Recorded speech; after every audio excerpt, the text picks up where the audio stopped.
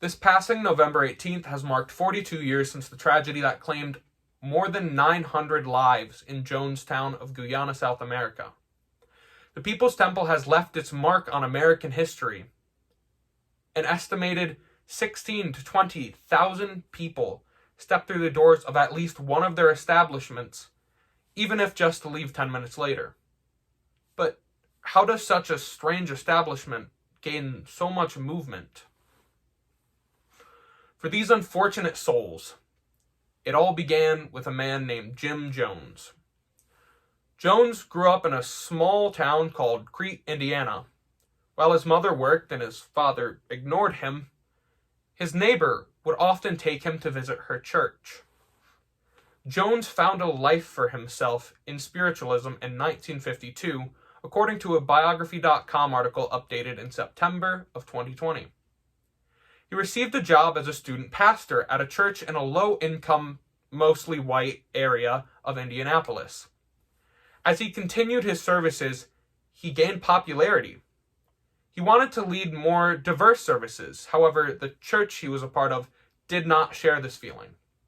Shortly after, in 1955, Jones formed his own church, first called the Wings of Deliverance Church, and this would eventually come to be known as the People's Temple. As the church gained popularity, Jones made his first move to Northern California in the mid-1960s, even managing to bring along over 100 of the temple's original members. Then, only a few years later, in the early 1970s, Jones expanded into San Francisco. The temple continued to gain popularity as Jones opened more bases. According to an article written by San Diego State University, at the church's peak, it had establishments in San Francisco, Los Angeles, and Redwood Valley, California. Jones had gained a massive following, estimated by John R. Hall in his book Gone from the Promised Land to be around 7,500 people, and even gaining the support of local politicians in San Francisco.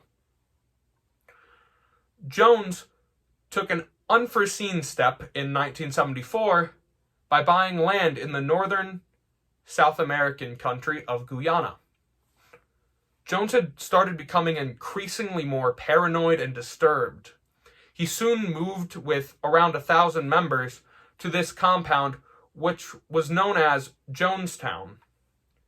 Keeping them under tight lock and key and fearing revolt, he ran loyalty tests in which members would be woken up and told to drink poison, and then they would sit.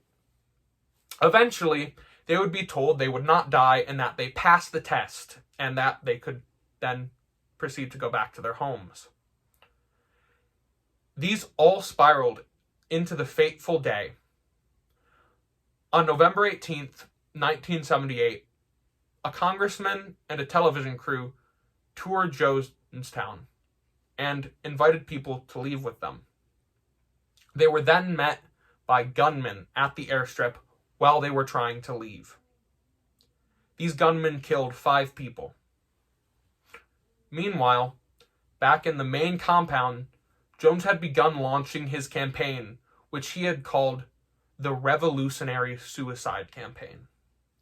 Cyanide was mixed into grape Flavor-Aid, a cheaper version of Kool-Aid, and members were forced to drink it and shot or even injected with it if they refused to or tried to escape.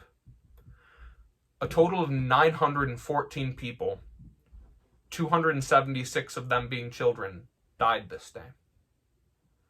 Jones and his close inner circle were found having either committed suicide or been shot by each other. The People's Temple had come to an end after running 24 years, from 1954 until 1978. One thing that many people find interesting about the People's Temple is looking into the actual beliefs that the members of the People's Temple held. According to a report by the San Diego State University, there were 2 main beliefs. One was that socialism would lead everyone to salvation. This view was typically accompanied by an atheistic view. On the other side, there was a typical Christian view. One that saw Jones as some sort of prophet, encouraging social justice and the belief that God's kingdom could be created on earth through their community.